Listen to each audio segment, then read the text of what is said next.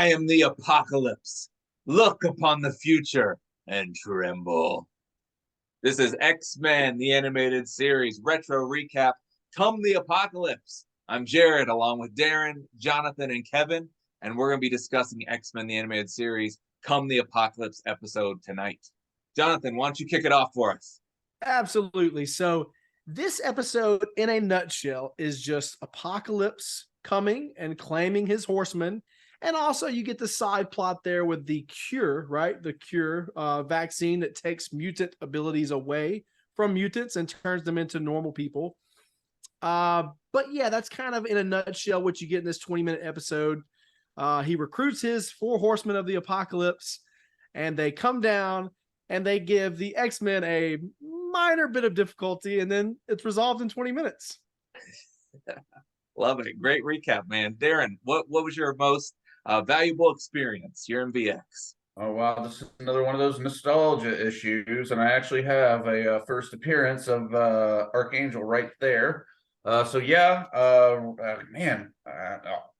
and Archangel, seeing those two. And especially because of Apocalypse, because the previous episode was that's a cure, right? The prior one. Yeah. And so, and they got this build up. You see flashes of Apocalypse, and then we finally get to this episode, and it's even called Come the Apocalypse. And you just see Apocalypse for the first time. When I was a kid, I was watching this show wow, Apocalypse is on a whole other level than these other villains. And Xavier even alludes to that as they're preparing, look, he's different than the rest. We got to just go get him. We got to go get him. No hesitation. And it was really cool because although very short, when that final battle with the X-Men and Apocalypse, they went after him, the whole team. And I loved that. So, Mr. May. I will say for my most, are you going to give your most valuable experience, or you already did? Yeah, Darren just did. Okay, sorry, I was looking at my notes. So my most valuable experience, guys, for this one, I will say that I can't really give anything positive about this other than I like the fact that the mutants don't always have to be teenagers or young kids in this show, as opposed to the films. You got that vibe a lot more in the films. So I did like that. When you go to the bar and you got all the adults and some that are even they appear to be in their 50s, the woman that touches the rose and it withers. So yeah, that's one positive takeaway for me. This is a weird positive, but I always liked this as a kid. I love the hydraulic noises that Apocalypse made when he moved around.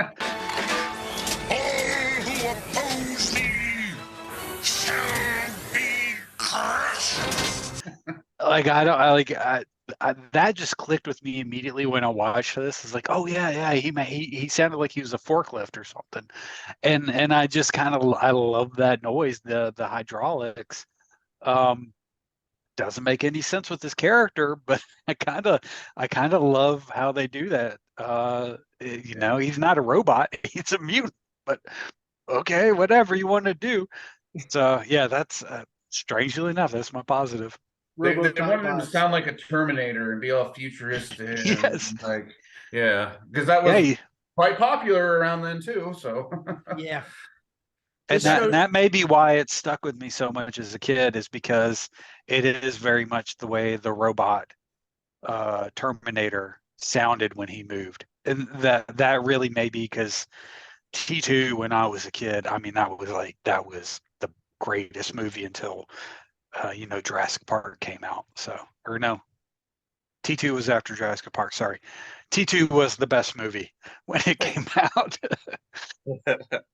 Yeah, I can remember playing with my Apocalypse figures with my cousin Matt, and when I had him and he moved, I would have to make him make that action figure noise from the cartoon. 100%, man. For me, also my favorite, my MXV is Apocalypse. Just Apocalypse. He's always been one of my favorite villains, and I love it when the X-Men go against these big baddies and it takes the whole team, like Juggernaut or Magneto or Sinister or Apocalypse. I like those. That's what I like to see in my animation. Just the X-Men. I could have watched it for another 20 minutes. Just fight Apocalypse at Stonehenge, and I can be a happy man. But with that, it sounds like a couple of you are going to have some good excruciating experiences. Darren, why don't you roll yours out? Well, so man, I really like this episode overall, and somehow they made the complaint I'm about to deploy here work. The four horsemen, the choosing aside from Warren Worthington, Archangel, the other just three random mutants from the bar.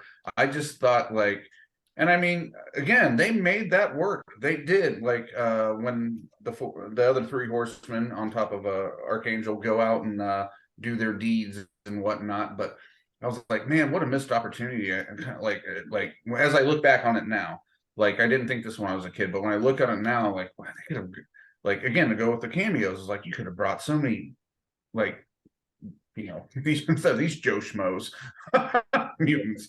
And that's really like I actually struggled to find like something I really disliked, but I think that just that would be the about this episode about but that would be the one thing about this episode that kind of stood out. I was like, why did they choose those other three as the horsemen? I mean, this is Apocalypse. Come on. I totally agree with you, Darren. And I hate to also crap on Archangel, but I think that Archangel is one of the worst X-Men of all time and most pointless. But on top of that, you already have Archangel, which, you know, I guess that was comic accurate. That's why they also brought him into X-Men Apocalypse, the movie. Yeah. I mean, that they were the worst horsemen ever. You literally picked the old woman in the bar that was making the rose with her as one of your, you know, pestilence. You know, like it's just, and also on top of that, you guys had high praise for Apocalypse. I think Apocalypse is kind of cool, but he's not one of my favorites. And in this show in particular, he has the Joker lips, and I'm just not a big fan of the look. I'm sorry. But no, I just didn't think he looks like the Joker is all, but I get your point though. In fairness, if you don't like the look, you don't like the look. Yeah, he gives me big Joker vibes, but that's just how I feel. But that's me. Okay, perfect timing. Oh, welcome back. Sorry. You guys understand why. So my I have two little things. One is I don't understand why they didn't build the structure with bay doors. So Apocalypse's four horsemen had to break out of the ceiling. Seemed very like unreasonable to me. Like you could have just built a bay door and they could have gone out of it. I mean, it was raining at the time. That your entire place is flooded. All your electronics are ruined. Doesn't seem like really sound construction to me. You could have thought better. And then there's one line in the show, and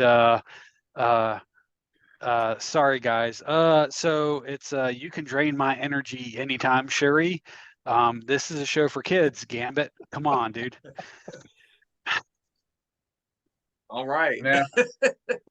So if you notice in the last battle, you know, the episode has built up to the battle with Apocalypse, right? All the X-Men are gathered. Here we go. Everybody attack. Jean makes it 4 steps, trips and falls. She just falls on her own 2 feet. There's no rock.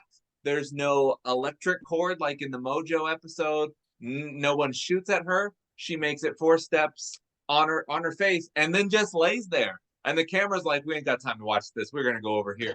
It was just terrible. Terrible. Poor Jean.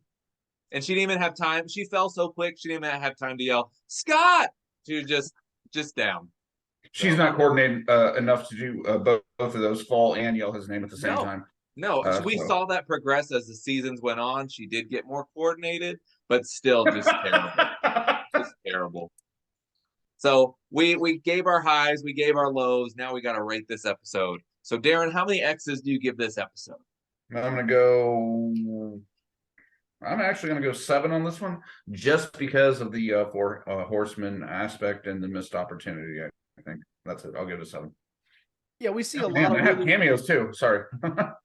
Yeah, we see a lot of really cool cameos. Like I think you alluded to that earlier, Darren. You know, we could have gotten the Punisher. We could have gotten Deadpool.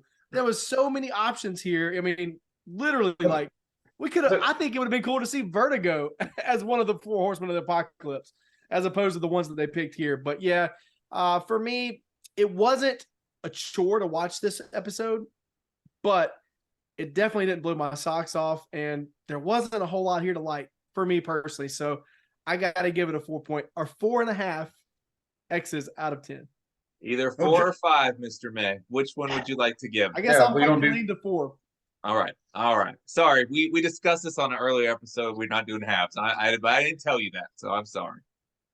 All right. So we got a 7 and a 4. So yeah, like a big positive for me is the Psylocke cameo. Yeah. I Yeah. always loved it. That was great. But I really think this should have been a 2-parter. They completely nerfed Apocalypse. Like I didn't really feel like him as a character was actually that powerful. I didn't feel like the 4 Horsemen were that powerful. So I'm going to give this a 5 out of 10. Oh, wow. So this episode was a lot of fun for me. I love the Apocalypse battle. I'm with Kevin. I think it could have been bigger, could have been better. For me, it kind of did feel like a 2-parter because we just came off of the Cure. But yeah, Apocalypse is in the background the whole time, so he didn't really get a lot of stage presence. It was kind of building up. I'm gonna give it 7 X's. I'm with Darren on this one. It is definitely has some major rewatchability, but not as much as I thought when I did rewatch it. Yeah. There were definitely some slow moments. The Rogue and Mystique parts were great, but they were just kind of okay.